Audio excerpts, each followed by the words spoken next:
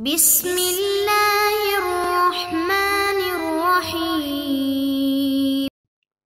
صلی اللہ علی رسولہ الکریم۔ السلام علیکم ورحمۃ اللہ وبرکاتہ۔ طلاب کرام عزیز، کیسے ہیں؟ امید کرتے ہیں خیر و عافیت سے ہوں گے۔ بدایت المعارف جزء رابع کا سبق نمبر 60 شروع کر رہے ہیں، جس میں عنوان قرار دیا گیا کتاب کی عبارت وَهَكَذَا لَا نَقْصَ وَلَا فَقْدَ فِي الْإِسْلام سے لے کر وَأَمَّا أَنَّ النَّبِيَّ صلی اللہ علیہ وآلہ وسلم سید المرسلین تک۔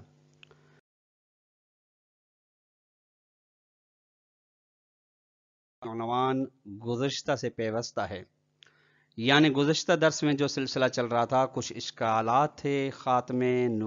نبوت کے بارے میں، ختمیت نبوت محمد مصطفیٰ صلی اللہ علیہ وسلم کے بارے میں۔ ان اشکالات کا جواب دیا جا رہا تھا، جن میں سے 2 اشکالات بیان کیے گئے اور طول و تفصیل کے ساتھ ان کے جوابات بھی گزشتہ درس میں بیان ہو گئے۔ آج کے درس میں اسی کا سلسلہ ہے اور آخری آج کے درس میں جو بیان ہوگا اشکال، اسی کو بیان کیا جائے گا۔ اور جزوی عنوان جو ہیں وہی ہیں، اسلام میں کسی قسم کا نقص نہیں پایا جاتا۔ جب نقص نہیں پایا جاتا ضروریات انسانی کو بیان کرنے میں، تو پھر دوسرے نبی کی بھی ضرورت نہیں پڑتی۔ نمبر اسلام کے جو قوانین ثابت ہیں ان میں کسی قسم کا تغیر و تبدل نہیں ہے۔ البتہ تغیر و تبدل اگر ہے تو وہ اسلام کے دیگر قوانین ہیں جن کا بیان آئے گا۔ آئیے عبارت کو ملاحظہ فرمائیں۔ وَهَكَذَا لَا نَقْصَ وَلَا فَقْدَ فِي الْإِسْلَامِ بِالنِّسْبَةِ إِلَى مَا يَحْتَاجُ إِلَيْهِ النَّاسُ إِلَى يَوْمِ الْقِيَامَةِ۔ اسی طرح کسی قسم کا بھی نقص نہیں ہے، کسی بھی قسم کی کمبود نہیں ہے اسلام کے اندر ان ضروریات کو بیان کرنے کے بارے میں جن ضروریات و مشکلات و مسائل کی جانب انسان محتاج ہے تا قیام قیامت، یعنی قیامت تک انسان کی جتنی بھی ضروریات فردی و اجتماعی ہیں یا دیگر شعبہ جات زندگی کے ساتھ اس کی ضروریات تعلق رکھتی ہیں، تمام کے اندر ان تمام کی ضروریات کا حل اور حکم اسلام کے اندر موجود ہے۔ یعنی ایسا نہیں ہے کہ انسان کی کسی ضرورت کو اسلام نے نظر انداز کیا ہو، نتیجے میں فلا حاجت الی ظہور شرع جدید لبیان حاجاتہم، جب کوئی چیز رہتی نہیں تو پھر جدید قانون کے لانے کی کوئی ضرورت نہیں پڑتی تاکہ انسان کی ضروریات کو آ کے بیان کرے۔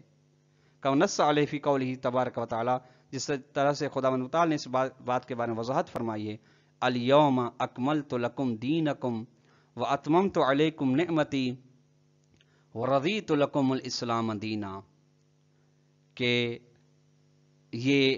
سورہ مائدہ کی آیت نمبر 3 ہے کہ آج کے دن میں نے آپ کے لیے آپ کا دین کامل کر دیا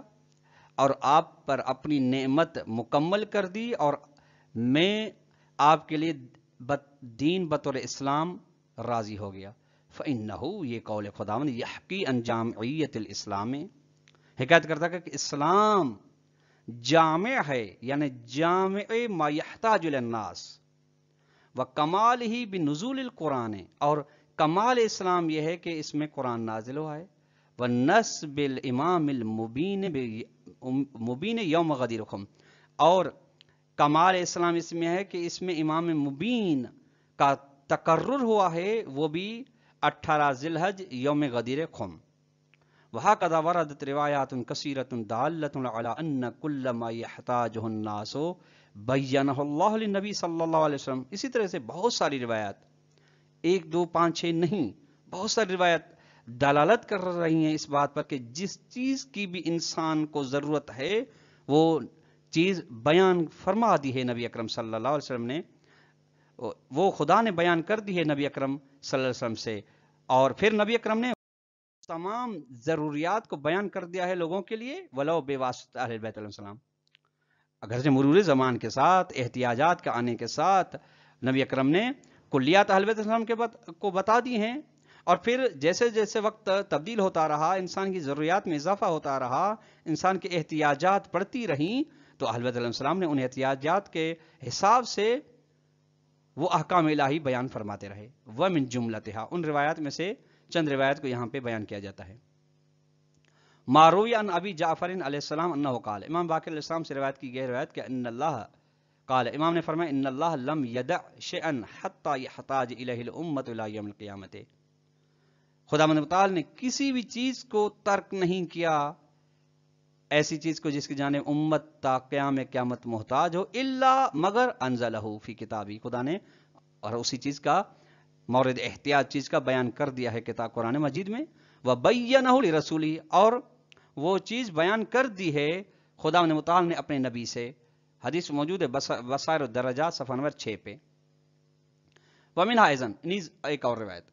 ماروی عن ابی جعفر علیہ السلام، امام باقر علیہ السلام سے قال مولانا سئل علی علیہ السلام علم النبی صلی اللہ علیہ وسلم، نبی اکرم کے علم کے بارے میں علی علیہ السلام سے پوچھا گیا کہ ان کا علم کتنا ہے، تو فقال، مولانا فرمایا علم النبی علم جمیع النبیین، یعنی تمام ما سوى نبی صلی اللہ علیہ وسلم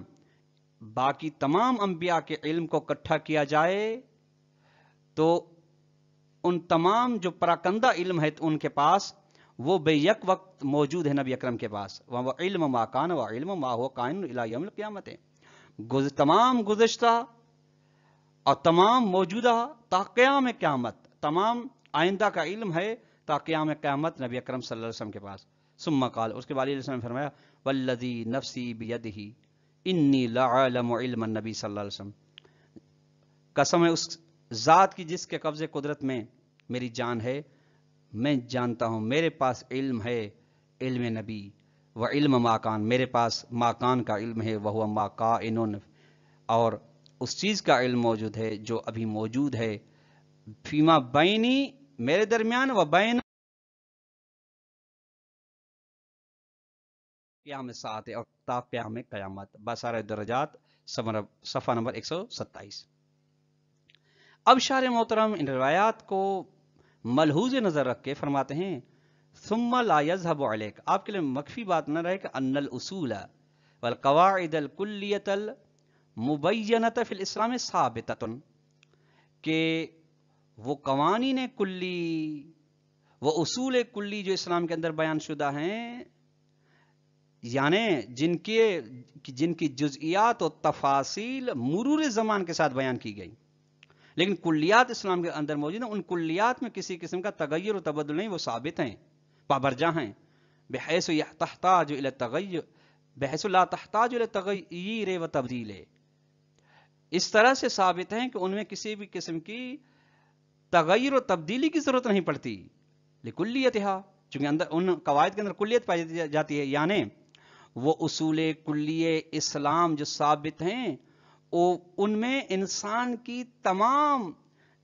انسان کی احتیاجات کو من جمیل جوانب ملحوظ نظر رکھا گیا ہے۔ نمبر 2 وفقها مع الحاجات التي تقتضيها الفطرة، اور یہ قواعد کلی مطابق ہیں ان ضروریات انسانی کے ساتھ جن ضروریات کا تقاضا فطرت انسانی کرتی ہے، چونکہ دین فطرت ہے، اس کے اندر جو قوانین ہیں وہ قوانین بھی فطری ہیں، پھر جو انسان کی فطری ضروریات ہیں وہ فطری ضروریات ان قواعد کلیہ اسلام کے مطابق ہیں، پھر ان فطری ضروریات کی جو جزئیات ہیں، تعول و تفصیلات ہیں، مرور زمان کے ساتھ وہ ان کلیات سے عکس کی جاتی ہیں، سے بات کی جاتی ہیں۔ اب وہ ضروریات فطری کا زواج ہے، شادی ہے، معاملات ہیں، والاخلاقیات، روابط داخلیت اور روابط خارجیت، اپنوں کے ساتھ تعلقات، دوسروں کے ساتھ تعلقات، و دفاع، یعنی خود پہ، ذات پہ، مذہب پہ، عرض و ناموس پہ جو حملہ ہوتا ہے اس کا دفاع کرنا، یہ تمام ان کے تفاصیل و جزیات وغیرہ ذالک، اور دیگر جو انسان کے معاملات ہیں، سیاست اور دوسرے جو مالی مسائل ہیں، یہ ان کے جوابات پائے جاتے ہیں ان اصول کلی اسلام کے اندر۔ والتغیر انما هو فی ناحیت الموضوعات، ہاں